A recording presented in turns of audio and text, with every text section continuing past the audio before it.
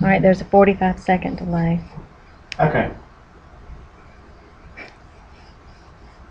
It's not quite 2 yet. Are you going to tell me when we're live, or are you going to have like one of those big directors? You're live. You are live. live. All right, great. Well, I want to welcome everybody to the lobbyist training for this quarter. I want to tell everybody who is attending by webinar that I will do my best to speak slowly and distinctly and as loudly as I can without bursting the eardrums of those who are sitting in the room. But if you have any trouble hearing me or understanding me, or if there are any technical difficulties, or if you have any questions, then I want you to please text them to this number, which is my cell phone number. So feel free to text me if you have questions. What I'll probably do is let the questions kind of queue up, and then when we get to the end of it, I'll probably try to address them, and that way I may check it periodically just to see if there's something that is on a particular topic maybe that we had gone over. Now, for those of you who are attending here in person, and for those who are attending by webinar, just know that at any point after this, if you have questions about the Ethics Act, please feel free to ask us.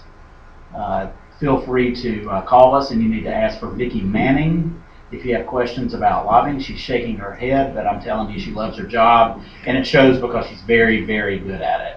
And her job is to help you maneuver through these filing requirements and any other questions that you may have. And it's also legal's responsibility to help you with some of these questions too. Simply because you're a registered lobbyist does not mean that you can't ask questions of the legal staff too. You may have questions that you want to resolve through one of our opinion processes, and we'll talk about that in a little bit. And it is as equally available to you as it is to anybody else who is affected by our act. So, having said that, in the back of the room, we've got Cynthia Ralston, who is our Assistant General Counsel.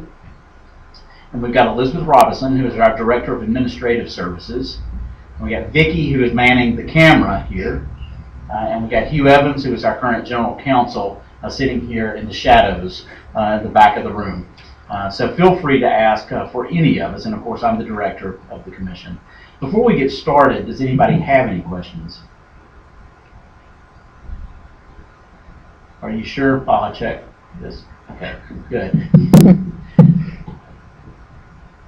All right, first of all, our commission is actually made up of 5 individuals who are appointed by the governor, lieutenant governor, and speaker of the House to serve staggered 5-year terms. And the commissioners are actually the commission. I work for them, and I supervise a staff of currently 15 employees who perform the functions of the commission. But the chairman of our commission is Judge Jerry L. Fielding. He's a retired circuit judge from Sylacauga, Alabama.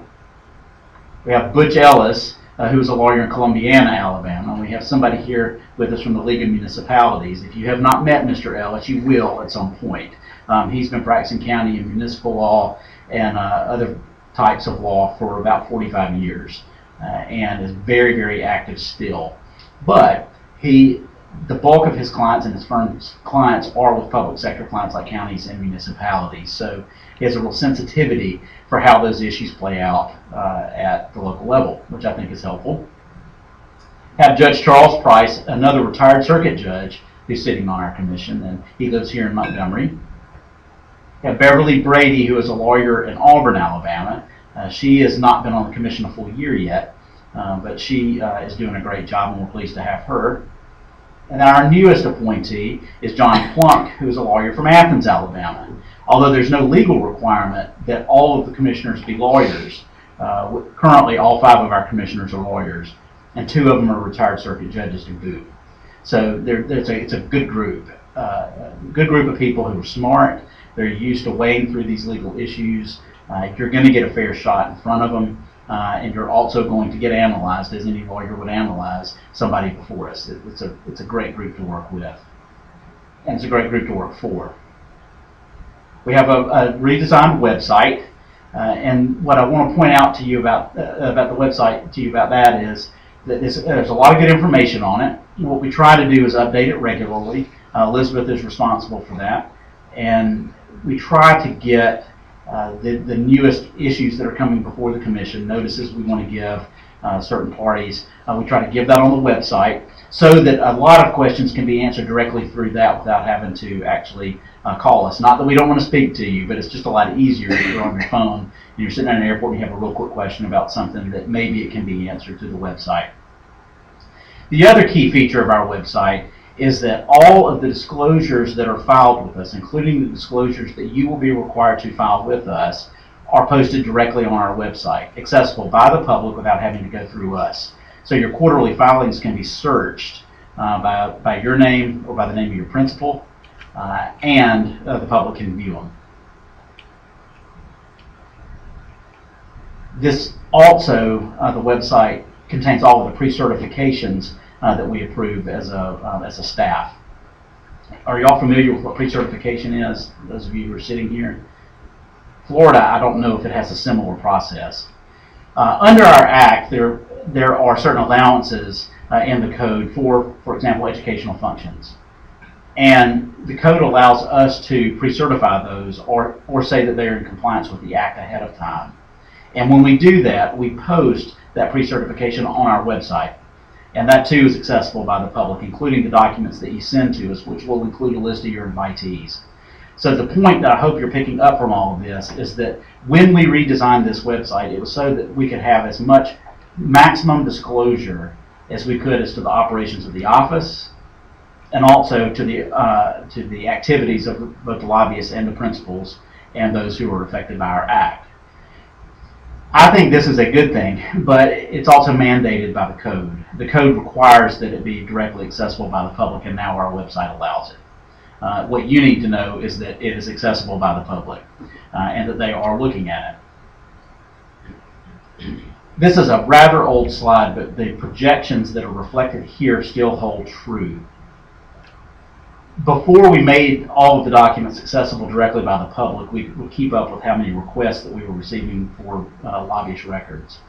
So you see this trend from 2014 up through 2017. It's about a 45-degree angle up. When I prepared this slide, it was after the first quarter for 2017. And we were already significantly ahead of where we were the year before that, and we're even farther ahead than this. Because they're accessible, though, we're not tracking it anymore, but I will tell you that the public is looking at it. So it's important that if you have questions about whether you should disclose something, that you ask Vicki, that you call Vicki. And if it requires an interpretation of the statute, then she will forward it to us. But the point is, of course, there's a lot of scrutiny given to this. And certainly right now, the public is really, really interested in what public officials are doing and what lobbyists are doing and who's paying for what and who's going to what. So pay close attention to what you're filing. Make sure it's accurate.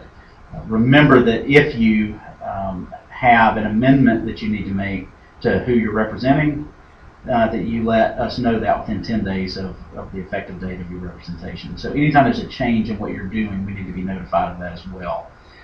And there are additional disclosures that have to be made specifically by lobbyists if they're over a dollar amount, but Vicki can help you with that too. Any questions about the website or the lobbyist disclosures or kind of what the public gets to see, any of that? Or I'm sure in Florida had to file disclosure statements too. I don't know what they require down there, but that should be, I think, a fairly simple process. We really don't get asked a ton of questions about what needs to be filed. Most people kind of get it. But also remember that we're coming into an election year. So there will be, I think, even more scrutiny given to all of these documents that are online. So that's your warning. Just you've got to pay close attention to it. And if it were me, I would not delegate this activity to somebody else. We have had problems where people have filed for somebody else, like within the office, and they just may not get it right. And so if a problem arises, you're going to be the one that everybody's going to look to. So if it were me and my name's on it, I would make sure that I'm the one filing it.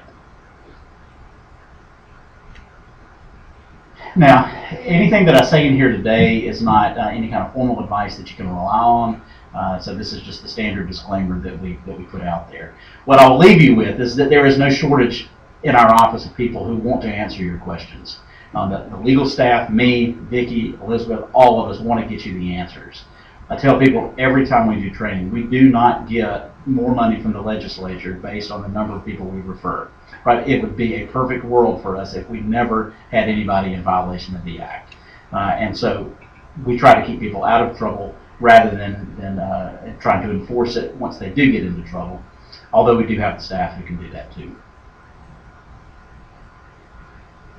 Our Ethics Act is remarkably similar to that exists in most other states, and every ethics scheme that's out there has this balancing that must be struck between the ethics laws and people's outside lives. So our act has it too. And that's the common sense factor of this. We also have a reasonableness factor that plays into our ethics laws. We have part-time legislators here, and we know that. But the code mandates that we respect that. And then we've got the transparency, which we've already talked about. Overall theme is a public employee or official cannot use their public position to benefit themselves or a family member or business with which they're associated. That is the overarching principle of the Ethics Act. Everything else falls under that. Every other section in the Act really is a variation on that theme.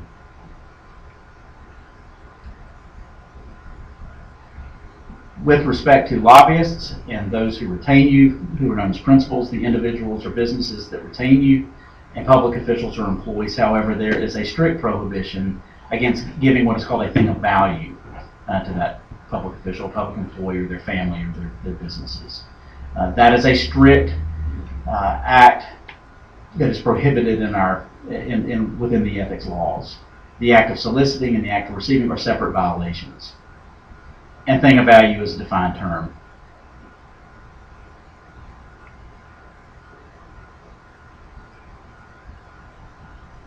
Also remember that as a lobbyist, you cannot be solicited for anything other than a campaign contribution. All right? Any questions about that? I was not here when that came about, but I was told that lobbyists very much wanted that when it was put into the act. And it's in there, and we've been good about enforcing that just the way that it's written. And the only thing that they can ask from you is for a campaign contribution. So what is a thing of value? This is where we will all spend a whole lot of time kind of tromping around in. You can read it, but it's any gift, benefit, favor, service, gratuity. But included in this is an offer of future employment. It's a very, very broad definition. There's a lot of case law out there. Well, not a ton. There are a lot of advisory opinions out there from the Commission that talk about this thing of value, talk about the application of it. However, in order to make it a little bit easier for you to apply this, remember money is a thing of value. Anything that you can attach a dollar figure to is going to be a thing of value. But also remember that it is broader, and so things that will provide a benefit to somebody under the right set of facts could be a thing of value. And I don't tell you that to completely wig you out, but just remember when I talk about the strict prohibition about what you can give a public official and what they can ask for, remember that that thing is broadly defined. There are also a number of exceptions to it. Educational function exception. This, without fail, exists everywhere there is an ethics scheme, federal and state. If you think about these big conventions like the League of Municipalities Summer Convention or something, that is a classic educational function, and that kind of thing is allowed under the Act. There are also additional things that are allowed to be provided in conjunction with that educational function, meals, basic hospitality. All of that is allowed under the Act. A widely attended event. If any of you do any work in the federal system, you will see widely attended gathering that is used in the federal system, but it's all about the same thing. It's like, think of legislative reception. During the session, a lot of associations that will have legislative receptions where they invite everybody in the legislature over to the archives building, and it's a standard kind of reception. That is your classic widely attended event. In our code, though, it specifically defines a widely attended event as any gathering at which it is reasonably expected that 12 or more people will attend. So ours specifically defines it as 12 or more people you reasonably expect to attend. which obviously lends itself to an application to much smaller groups than with everybody in the legislature being invited. But that kind of thing is specifically allowed under the code. Economic development exception. If you have a specific good faith economic development goal you hope to achieve by the function, that is definitionally an economic development function. You and I both know that everybody in the world can argue that anything is an economic development function. So what we have focused on are the words specific good faith economic development goal, or something to that effect that's in the definition. But the point is, if you're going to rely on this, you better be able to define specifically what that goal is. So general economic development purposes is not going to satisfy, in the staff's view, the definition of economic development function. However, that same event might be a widely attended event, or it might also be an educational function. But it would need to fall under one of those other ones if you can't specifically identify it. Now, an example of what would be an economic development function that we've pre-certified. Well, every year there is an air show in Europe. What is it, Farnsborough? Somebody. 1 year it's in Paris, and next year it's in the Paris Air Show. That usually gets a lot of press too, because generally a big delegation from the state goes. But we have certain areas of the state that have really, especially, well, thinking the Wiregrass, like for Fort Rucker, there's a lot of infrastructure there for the air services industry, and so people from that region of the state generally go over there. And they're able to articulate either that there's an employer there that's expanding, or they're trying to attract a specific employer to come to the area. All of those, I think, do satisfy the definition of economic development function. And there are things in the state that also qualify for that, but usually it's tied to a specific project or a specific potential employer that can be identified. And so all we're really looking for is that definition, that kind of laser-focused definition as to who it is and what you're trying to achieve with them. Okay, but if you have questions about whether yours is an economic development function or a widely attended event, that's a great question to ask us about, because we're happy to explain all of this to you. Again, I'm not going to give you a test after this. I don't expect you to remember it all, but do remember kind of what the general areas are, and the big takeaway is just remember to ask. The hospitality exception that I talked about earlier. Typically, this includes on-site meals. It includes receptions that are usually given to everybody who registers for these things. Occasionally, it can also include an off-site event that's sanctioned by the primary sponsor. All of those things are included in our advisory opinions and talked about in our advisory opinions. There's a separate exception, though, that I want you to be aware of. There are a couple. One that was referenced in a slide a few back is what we call the de minimis exception. Any item that is $25 or less, it falls under the de minimis exception. And there's a $25 per item, $50 annually on the de minimis item exception. But as a lobbyist, you have a $25 per meal, $150 annually separate meal allowance, and your principal has a $50 per meal, $250 annually limit that's in addition to that. Okay, that's not a blank check. I get that, but I do want to remind people that is there. The legislature specifically included that in there, so there's no point in not taking advantage of that since it's offered to you. So just don't forget that that's out there too. You can't stack the limits, and Hugh will talk about that in just a few minutes. Does anybody have any questions about anything that I've raised? Yes, sir. Yeah, we invite selected officials to our annual Rural Health Conference each year so they can learn more about things like telemedicine that are very important, and we waive their registration fee. Is that allowed? Yes, sir. The question was whether, if a public official is invited to an educational function, whether that a waiver of registration fees is allowed. And yeah, I mean, that's one of the things that's specifically provided for in the code. Okay, it just said transportation and meals, and I wanted to... Well, there's 17 except, I think there's 17 okay. To the definition of thing of value, and I'm trying not to get too much in the weeds with that. But yeah, registration is something that's covered too. Clearly, if it's related to their official duties, if it falls within their order, and how that usually comes up is when, for example, they sit on a certain committee that information is relevant to, and that's what I think it was designed to cover, is to make it so that official can get there and get the information. Kind of a theme that comes through these exceptions is that the Ethics Act, and this goes back to the reasonableness and the balancing test I was talking about. The Ethics Act shouldn't operate to deprive a public official of information that is necessary for them to do their job well, or that falls within their official duties. And so that's why that kind of thing is allowed. Okay. Any other questions about any of that? Okay. I'm trusting that if anybody on the webinar can't hear me, that you're going to send me a text. At least somebody will. So please let me know if there are any problems out there on the webinar.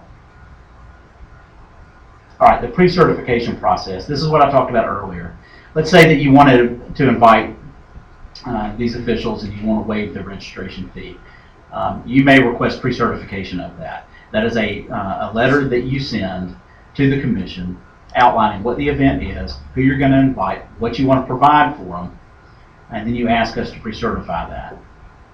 If we review that, and after discussion with you about the issue, we determine that it does satisfy the requirements of the Act and it's allowed, then we will pre-certify that. And the pre-certification itself is a separate exception to the definition of thing of value. It's specifically provided for as an exception to the definition.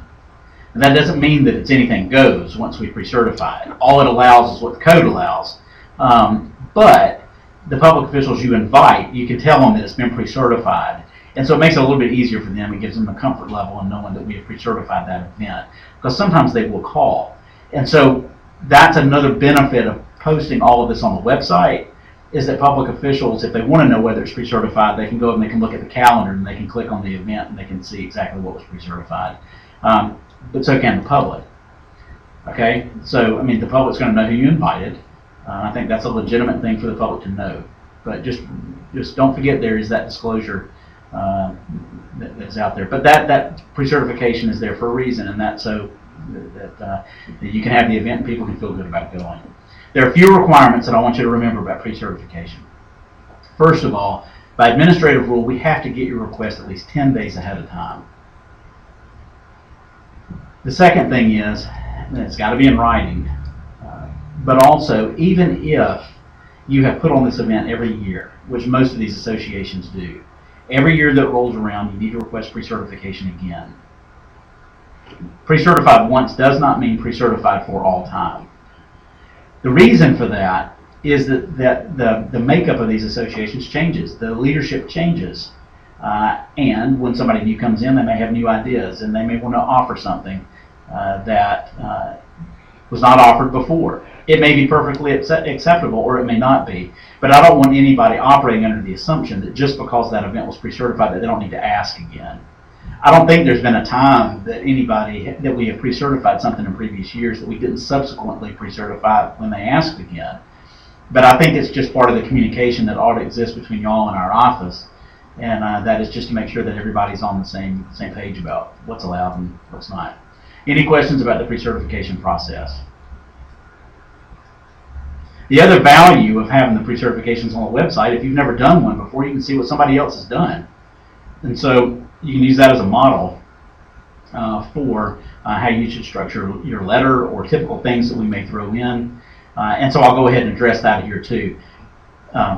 Disclosure, full disclosure. I tend to write notes on these things. So if you send me a very pretty letter, it's going to come back kind of marked up.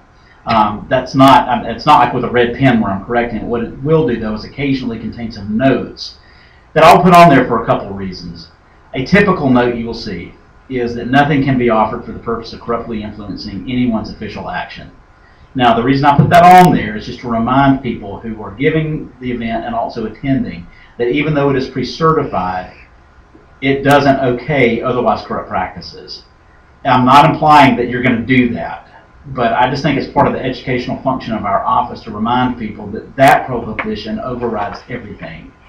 And also that if it occurs during your event, that pre-certification letter is not used as cover for that corrupt activity. Okay, but I've had a few people say, well, why are you putting that on there? I'm not going to do that. Well, I know you're not going to do that. I trust you're not going to do that. And so it shouldn't be a problem. But that's the reason that I do that. The other thing that I will do from time to time is specifically cite the code section, because I really want people to feel comfortable going back to the code and knowing that we're not just saying, okay, this feels right, therefore we're going to say it's okay. What we do is we look at the exceptions and we see if this event specifically falls within the exceptions, and if it does, we will often write that exception. It's on there to draw your attention back to the code. That's all that it is. You know, who is lobbying and who's attending these things and who's viewing it, the public that's viewing it. They often don't know what the code requires, or they may forget what the code requires. And so I think it's important to publicly remind people in the documents we put out that this is a code-based decision that we're making, not just a subjective kind of belief about your event. All right? Any questions about any of that? Can I ask a quick question? Yes, sir. Assuming your principal is a public official, like a mayor, does the same thing trigger if we ask to meet with the delegation to talk about legislative issues? Or if we have something that's of educational, would those types of meetings have to be pre-certified where everybody's an elected official? That's a great question. Nothing has to be pre-certified. I mean, you don't have to ask Right. for pre-certification. I know Okay. we don't have to, but what should we do? Let me ask you that way. If you've got a question, tell us what the event is, and we'll tell you whether it triggers anything under the Act. Look, if you're just meeting with somebody and all you're doing is talk about it coming, I mean, that's what a lobbyist does. Well, I know, but once you set up a meeting with your principal, but your principal happens to be a public official as well. Yeah, if you're not giving them anything, then I wouldn't worry about it. But if you're providing something to them, then that's what triggers the restrictions in the Act. Well, I mean, it may be coffee and donuts, but Oh, I think that's fine, Yeah. and it's probably not going to be an issue. And I get your concern because that person occupies a dual role, right, and I can't erase either role, right. from the analysis. But if weird things come up that you want to talk about, that's a great question to ask. Often it's not going to be a problem. I mean, you're just really being careful, and that's a great thing. And so we hope that we can then tell you that's not a problem because, and then again cite to the code and explain to you why that's not a problem. Anybody else? But remember, you don't have to ask for pre-certification. A lot of people do, but not everybody does. On the flip side of that, we don't have to pre-certify it. And so if we don't pre-certify it, again, please don't take anything from that. If we deny pre-certification, and we've done it a few times, we will specifically say, our denial does not mean that you're in violation of the Act. It just simply means that it doesn't travel under our approval. We may deny it because you requested on less than 10 days notice. Or it may be because we never could get the information out of you that made us feel comfortable about pre-certifying it. Or that you didn't satisfy a condition prior to the pre-certification, for example, giving us a list of the invitees. I do think that pre-certification is helpful, but it's certainly not a requirement, or the failure to do it is not a violation of our Act. The advice opinion process. We spend a lot of time in this too. We have a bifurcated opinion process. We give informal opinions and we give formal advisory opinion. There's a key difference in those two types of opinions. An informal opinion does not give you the legal protection under law that a formal advisory opinion gives you. The easiest way to describe it is that an informal opinion is the staff's best estimate as to what the answer is based on previous advisory opinions and the facts that you've given us. And it's generally a fairly easy question to answer. At the county and municipal level, we get a lot of questions. For example, what do I do if I've got a conflict of interest? How do I handle that? Our typical advice is you abstain, you stay out of it. But sometimes people will have more complicated questions about whether something actually is a conflict of interest. And we get that pretty consistently. We will get questions from people asking whether a certain code provision means exactly what it says, or if there's been any development of it that somehow allows conduct or prohibits certain conduct that might not be specifically addressed. Some of those questions we can answer in an informal opinion because we may have already answered them before through the formal process. Not so much relevant to y'all, but we will have people say, am I a lobbyist? And we'll typically give them the definition back and say, if you are doing this, then you are a lobbyist. Are you doing this? And they will say yes, and we will say, well, then you are a lobbyist and you must register. and then you have to go through the training. And a few people, we will say, no, you're not lobbying. That's not lobbying. Lawyers will say, I'm just advising a client on the ramifications of certain legislation. Well, if that's all you're doing, then there's a specific exception to the definition of lobbyist that applies to that. All of those questions are answered generally through an informal opinion because they're just not that difficult to answer because we've probably already answered them before. We give an excess of about 700 of those a year. That's just ballparking it. We'll give a lot of those a year. And the process for that is you write us an email, send us an email, write us a letter, and then that's circulated among the legal staff and me, and then we get you an answer back. Our typical turnaround, we try not to let them hang out there for more than 2 weeks. Sometimes they hang out there for a little bit longer than that. If you request an informal opinion from us and you have not gotten an answer, you are free to bug us about it. I request that you're nice to us because I've got a very hard-working staff, but sometimes we forget that they're pending. And sometimes we're working on an answer and you deserve to know that we're still working on it. But I don't want you just to not say anything to us about it. You can call us and you can bug us, and it does help. I mean, it really does. It'll put you back to the top. But I would ask that you not call us the next day. I know if it's been hanging out there a couple of weeks, then that's fair game. Shorter than that, please just give us some time and be patient with us. Any questions about informal opinions?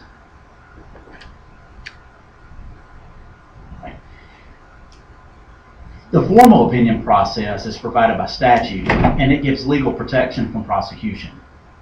A formal opinion is actually voted on by our commissioners, though, in a formal meeting, open to the public, and the document is actually put online. You can search our formal advisory opinions, and they will answer the question in a formal way that gives the requester and anyone who reasonably relies in materially similar circumstances the same level of protection. Okay. Any questions about formal advisory opinions? You've got to request those in writing as well. Our commission meets every 60 days, and so there's a drag time of on the outside 60 days between your request and the first available meeting where we could take it up and consider it. Last year we gave maybe close to 40 formal advisory opinions. So you can see the formal advisory opinions are a much smaller part of what we do, but they're probably more important because they're so visible. And they also establish kind of what the answer is. And so those tend to have a lot of weight with those who come before us and who practice in this area. So any questions about those?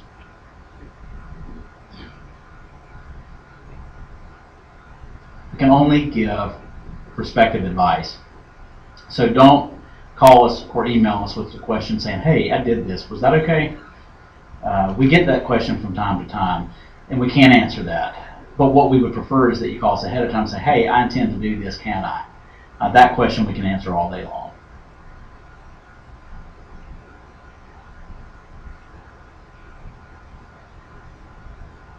All right, the complaint process.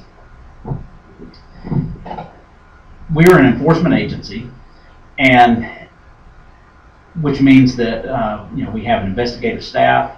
We have 4 investigators who are all APO certified.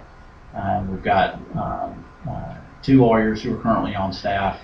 Our assistant general counsel spent 14 years as a prosecutor with the Jefferson County DA's office in their special prosecutions unit, prosecuting white-collar cases. And Mr. Evans has been with the commission for over 20 years. So there's a lot of experience in this area of law, and these are the lawyers who will be prosecuting any complaints that are filed against anyone who violates our act. However, the complaint process is initiated by the filing of a document with us called a complaint that must be based on credible and verifiable information, and it has to be signed by the person who's filing the complaint.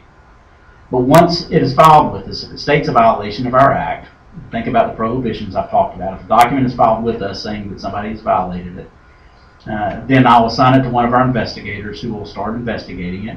We have full subpoena power, so a complaint that's filed with us is then put through the process where documents are subpoenaed, witnesses are talked to, and then ultimately it's presented, if it has merit in staff's view, to our commissioners who sit as a grand jury of sorts and determine whether there's probable cause for a violation. A probable cause is whether more likely than not to have been a violation, so it's a very low standard. But if we find that there is probable cause, we refer it to the district attorney in the location where the violation occurred for prosecution, or we will send it to the Attorney General's office for prosecution, but it would go to one of the two of them to pick it up and then push. We also have a fining process where for a very low-level violation, one that is less than $250, we can issue a fine of up to $1,000 per violation. Intentional violations of our act are a Class B felony, which in Alabama carries with it a sentence of between 2 and 20 years upon conviction and a fine of up to $20,000 per violation. Misdemeanors are punishable by up to a year and a fine of up to $6,000 per violation. For intentional violations of our act, there's a 4-year statute of limitations. For all other violations of our act, is a 2-year statute of limitations. Intentional violation of our act, as I said, is a Class B felony. All other violations, including not disclosing what you were required to disclose, is a criminal misdemeanor. But this is a criminal statute. Okay, any questions about that? I mean, people go to jail for this. People have gone to jail for this, for these prosecutions. And there are people walking around with felony conviction, not having served jail time, but still with felony conviction. So any questions about that process? A complaint filed with us must be resolved within 180 days, but we can get a one-time extension of an additional 180 days, so the most a complaint's going to be pending with us is 360 days. Any questions at all?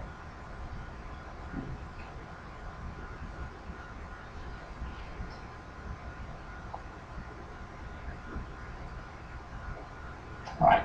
At this point, I'm going to turn the microphone over to Hugh Evans, our General Counsel, who will talk briefly about the formal advisory opinions we've got out there that are relevant. Before I turn it over, are you sure there are no questions? Nobody in the webinar having any questions? All right, quiet group, all of you. Those lurking online and those sitting in the room. Are y'all awake? Okay, good. I saw a couple of heads nodding. Okay, Hugh.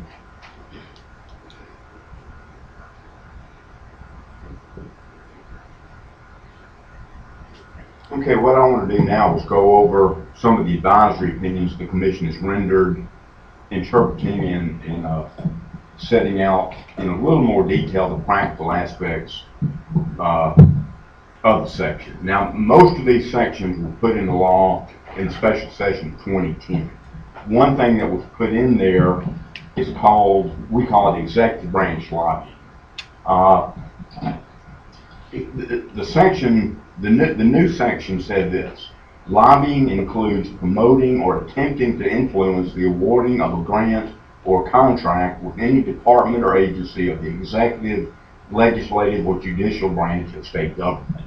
The questions that were posed to us were of the nature, well, I work for IBM and I make sales calls on various state agencies. Am I lobbying? Do I have to register? All I'm doing is my job. The Commission looked at it and said, if you are engaged in sales activities, and that is your normal job responsibility, going from agency to agency, trying to enter into contracts, that is not executive branch lobbying. That is not going to trigger any of the reporting requirements and registration requirements. What the Commission said, what is executive branch lobbying is if you hire a third party to make introductions, to open doors for you. That it was the intent of the executive branch lobbying section. This is what they said: individuals and entities hired by a company seeking a contract for the sale of goods or services with an executive, legislative, or judicial branch of state government who were hired solely for the purpose of influencing an official decision by an executive, legislative, or judicial agency of state government are considered to be lobbying and must register. Therefore, if you have a client, let's just use IBM again for an example. IBM has a salesperson that is going from agency to agency trying to get state business. That person is not lobbying, that is their job. When IBM contacts somebody here in Montgomery, for example, and says, look, we've got some people on the ground there, we're trying to get some state business, can you make some introductions for us?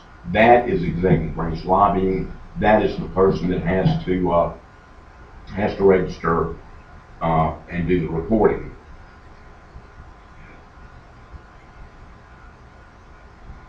An issue that comes up from time to time, especially over the last couple of years, is you will have people in a dual role. You may have a person that is a lobbyist in their professional life, or, excuse me, not a lobbyist, lost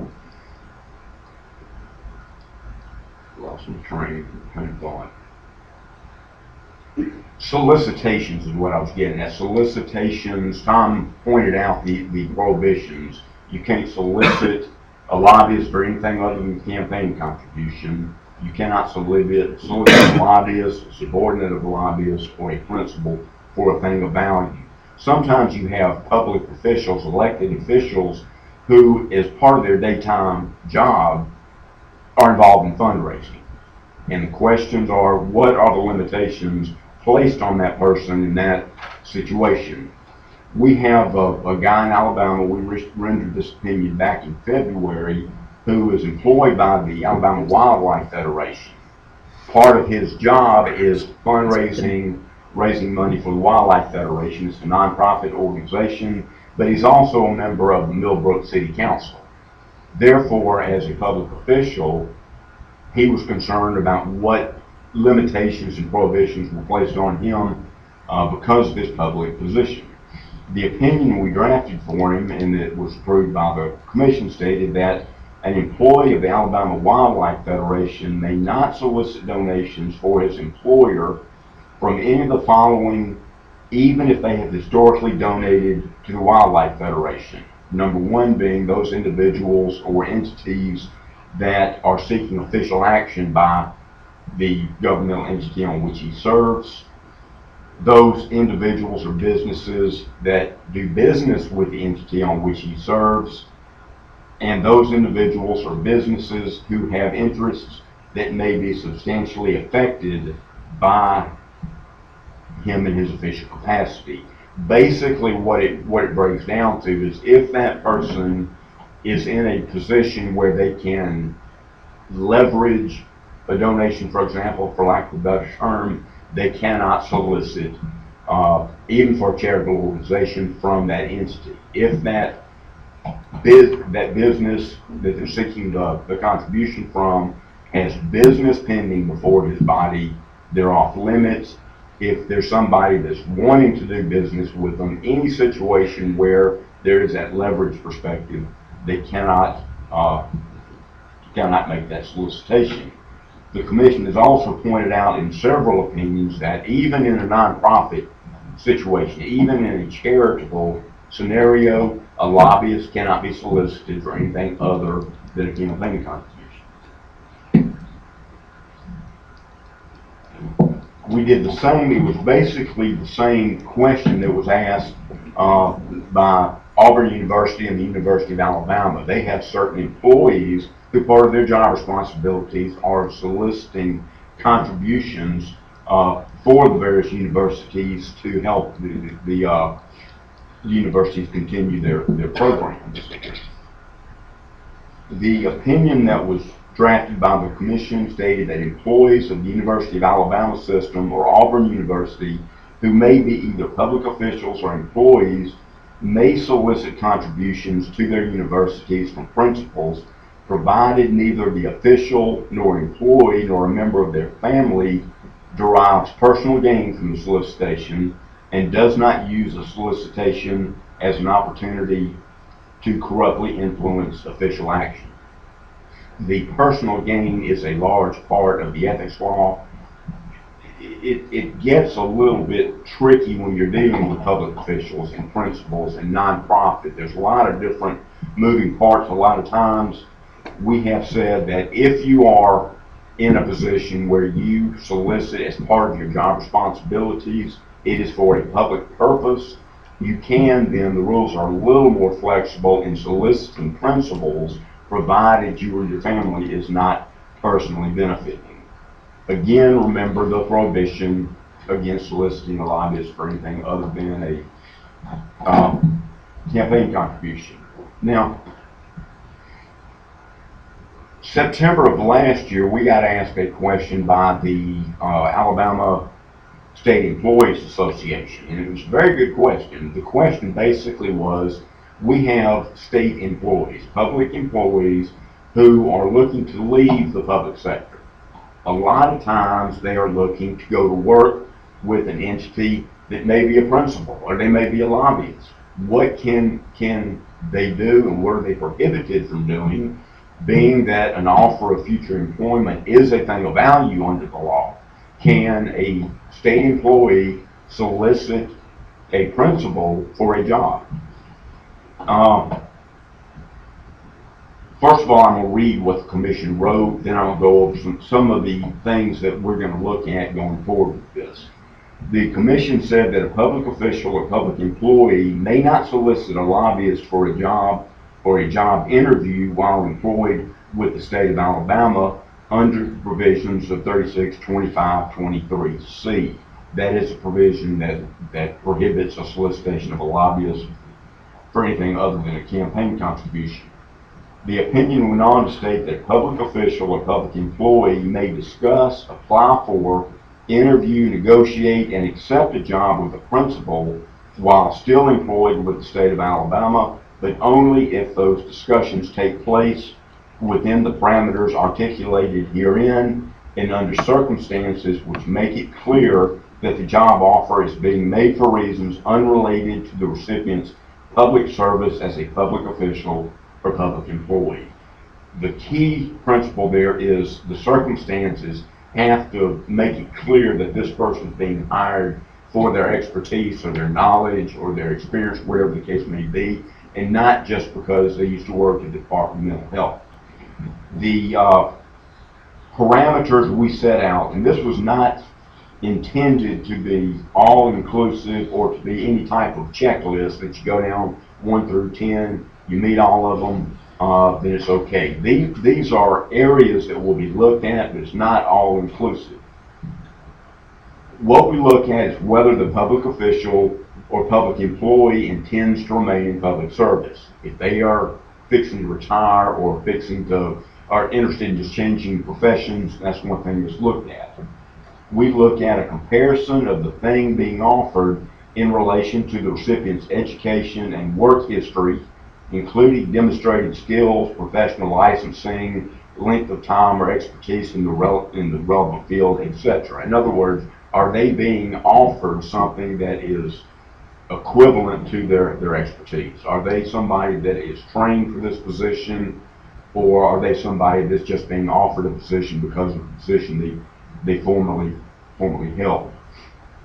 We also look at how comparable is what this person being offered salary and benefit wise relative to anybody else that may be applying for that job. If you've got 20 people applying, including a public official or public employee, and they're being offered the same benefit package as all other applicants, that is definitely going to be a consideration. Let's see. Basically, what these guidelines do is try to make sure the playing field is as level as possible, that this person is being offered this job for reasons which make it clear that it's not because of their position, but instead it's because of their expertise, their training, their experience, etc. A couple of these, and I'm just going to give you the numbers to some of these older opinions. I think they might come in handy to you when you're talking about pre-certifications and what can be offered to public officials and public employees. These are the first that we did after the new law went into effect in 2011, and so they're kind of broad and they set out broad parameters. But I would refer you to Advisory Opinion 2011-09, 2011-11. I think there was one more. 2011-01. All of those set out kind of the general parameters, what can be offered under what circumstances. We set out some of the definitions. Any questions about any of those opinions? There are some areas we're still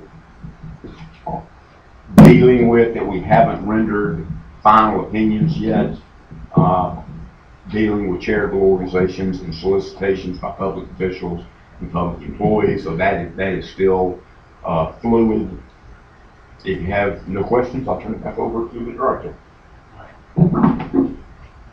Thank you, Hugh. All right, let me just, in kind of wrapping this up, I'm going to tell you, the variations under these provisions and where the act can go and what can be a violation is still an evolving area. There's just not a whole lot of development out there outside of the advisory opinions that we've given.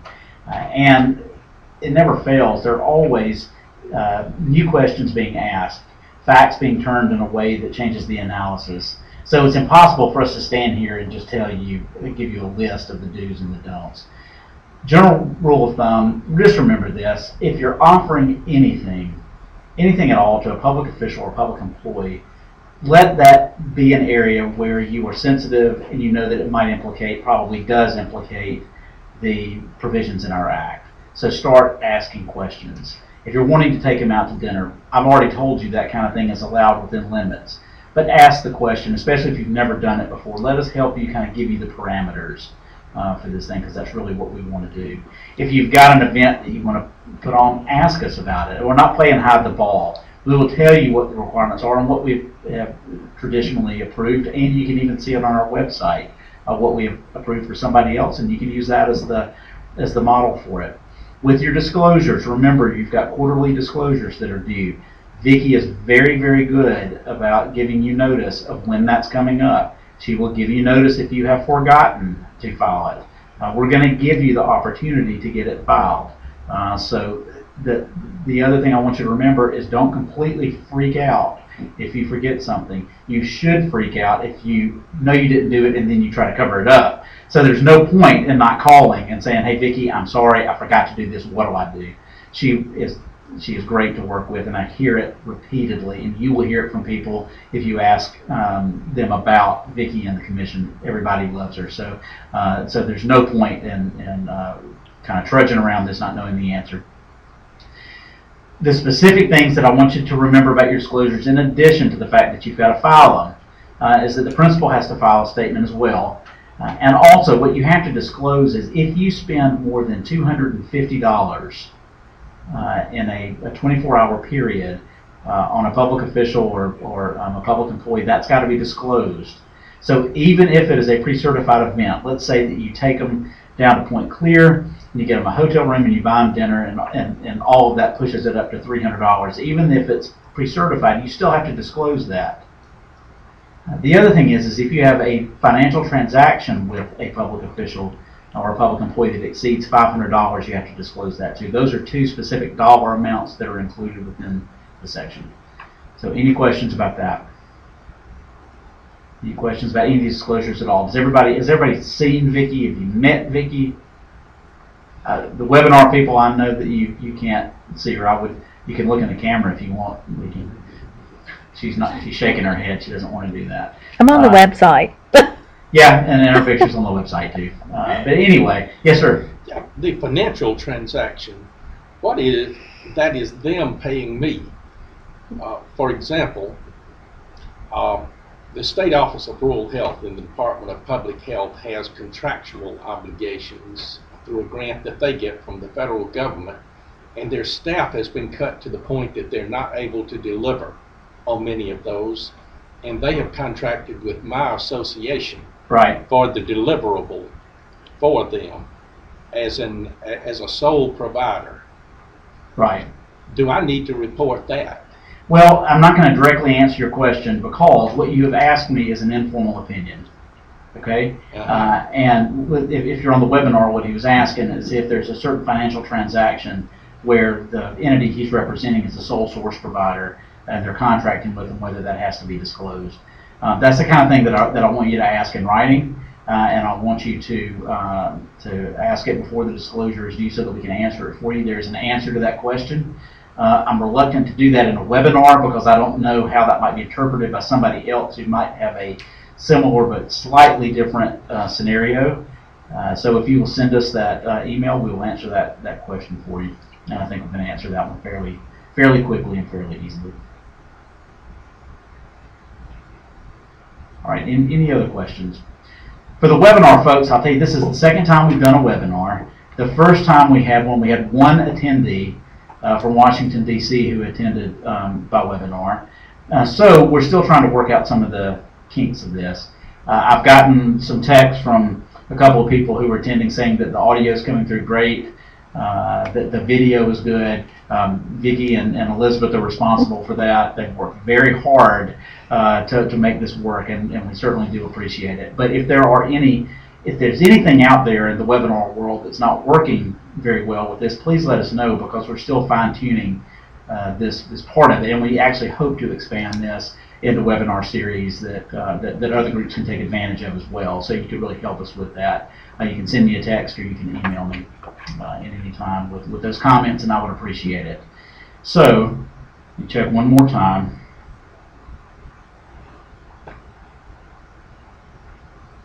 I don't have any questions by text. Apparently there are no other questions in the room, so if y'all don't have anything, thank you for attending. Please call us if we can help you. We're here to help you through this. Thanks for coming.